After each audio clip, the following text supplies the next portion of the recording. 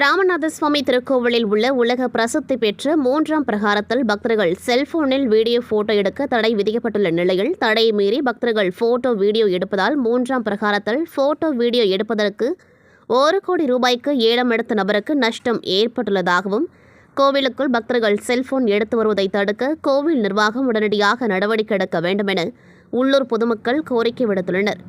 ராமேஸ்வரம் ராமநாத சுவாமி திருக்கோவில் 12 ஜோதிர்லிங்கங்களில் ஒன்று என்பதால் இங்கு வெளியூர் மற்றும் வட மாநிலங்களிலிருந்து தினசரி ஆயிரக்கணக்கான பக்தர்கள் வந்து சுவாமி தரிசனம் செய்துவிட்டு செல்கின்றனர். ராமநாதபுரம் திருக்கோவில் வளாகத்தில் உள்ள 3ஆம் பிரகாரம் உலக பிரசித்தி பெற்ற பிரகாரம்.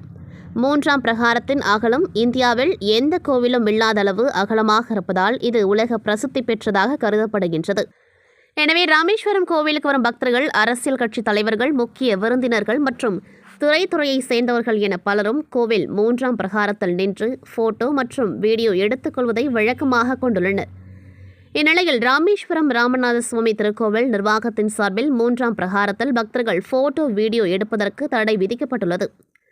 எனினும் பக்தர்களுக்கு 3ஆம் பிரகாரத்தில் உடனடி போட்டோ எடுத்துக் கொடுப்பதற்கு திருக்கோவில் நிர்வாகத்தால் ஏலம் விடப்பட்டது. இந்த ஏலத்தில் கலந்து கொண்ட ராமேஸ்வரத்தை சேர்ந்த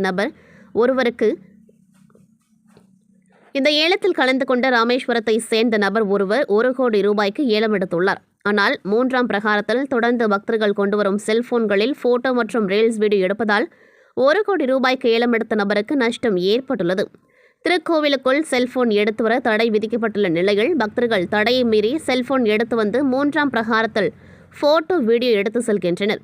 எனவே திருக்கோவில் நிர்வாகம் கோவிலுக்குள் பக்தர்கள் செல்போன் எடுத்து வருவதை கண்காணித்து கோவிலுக்குள் எடுத்து வரும் செல்போனை பெட்டகங்களில் வைத்துவிட்டு கோவிலுக்குள் அனுமதிக்க நடவடிக்கை எடுக்க வேண்டும் என உள்ளூர் பொதுமக்கள் கோரிக்கை விடுத்துள்ளனர். உலக பிரசித்தி பெற்ற அருள்மிகு ராமநாத சுவாமி ராமேஸ்வரம் கோயிலுக்குள்ள இந்த போட்டோ எடுக்கிறதுக்காக ஒரு டெண்டர் விட்டாங்க. அது என்னுடைய பெரியப்பா அம்மையா எடுத்தாரு. அது எடுத்ததுக்கு பிறகு பார்த்தீங்கன்னா கோயில் நிர்வாகம் சொல்லிச்சு, இந்த மாதிரி உங்களோட 4 பக்கமும் இப்போ ஃபோன்லாம் அலோட் பண்ணாமல் எல்லாமே பண்ணி உங்களுக்கு நாங்கள் பந்தோஸ் பண்ணி கொடுத்து எல்லாமே செஞ்சு தரோம்னு சொன்னாங்க. ஆனால் எடுத்து இன்னைக்கு வரைக்கும் 3-4 மாதம் ஆக போகுது. எங்களுக்கு எந்த விதமான ஒரு எதுவுமே பண்ணலை. வர்ற ஃபோனை அளவு நிப்பாட்டலை. இப்போ போலீஸ் வச்சு எதுவுமே பண்ணி கொடுக்கல. நாங்களும் 2-3 முறை கேசி சாரை பார்த்து சொல்லிட்டோம். இது கேசி சார்ட்டிலேருந்து ஒரு நிவாரணம் கிடைக்கலன்னு சொல்லிட்டு மதுரை ஹைகோர்ட்டுக்கு போனோம். அங்கேயும் ஒரு மனு போட்டோம். அங்கேயே இருந்து ஏதாவது நிவாரணம் கிடைக்கும்னா இது வரைக்கும் கிடைக்கல.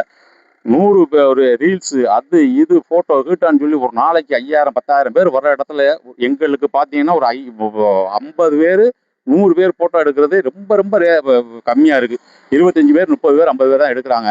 நாங்கள் இதில் 4 பேர் சிஸ்டத்துக்கு வேலைக்கு போட்டிருக்கோம், 4 பேர் ஃபோட்டோவுக்கு வேலைக்கு போட்டிருக்கோம், எல்லாருக்கும் சம்பளம் கொடுக்குறோம். இந்த இதனாலேயே இந்த டெண்டர் எடுத்த பையனுக்கு ரொம்ப முடியாமல் போய் அவனை ஆஸ்பத்திரியில் அட்மிட் பண்ணியிருக்கான். நாங்கள் பலமுறை கோரிக்கை கொடுத்து எங்களுக்கு எந்த விதமான ஒரு தீர்வும் அறநிலைத்துறையும் செய்யலை, அறநிலைத்துறை அதிகாரியும் செய்யலை.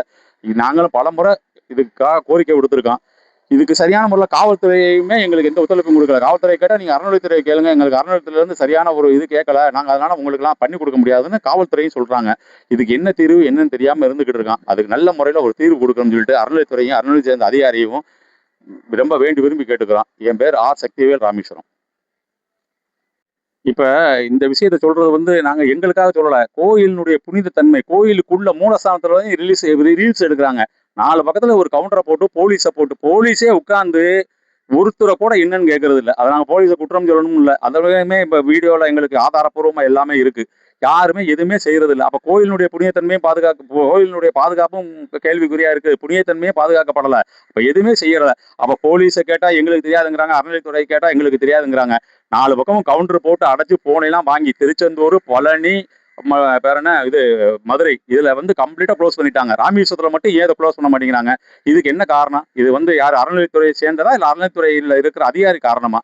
எங்களுக்கு ஏதாவது ஒன்று அப்படி இல்லைன்னா இந்த கேமரால ஏலம் எடுத்த பையனுமே இன்னைக்கு ரொம்ப கேள்விக்குறியா இருந்துகிட்டு இருக்கான். நாளைக்கு ஒரு உயிர் சேதம் வந்துச்சுன்னா கண்டிப்பான முறையில் இதுக்கு யார் பொறுப்பு ஏற்கணுமோ அவங்க தான் பொறுப்பு ஏற்கணும். ஏன்னா நாங்கள் மிகப்பெரிய தொகையை இதுல ஈடு செஞ்சு வச்சிருக்கோம். நாங்கள் எடுத்தது வேற, நடந்தது வேற. நாங்கள் தெரியாம இந்த ஏலத்தை இவ்வளவு பெரிய தொகை கொடுத்து ஏற்றிருக்கோம். இதுக்கு ஒரு தீர்வு காணும்படி ரொம்ப விரும்பி கேட்டுக்கிறோம்.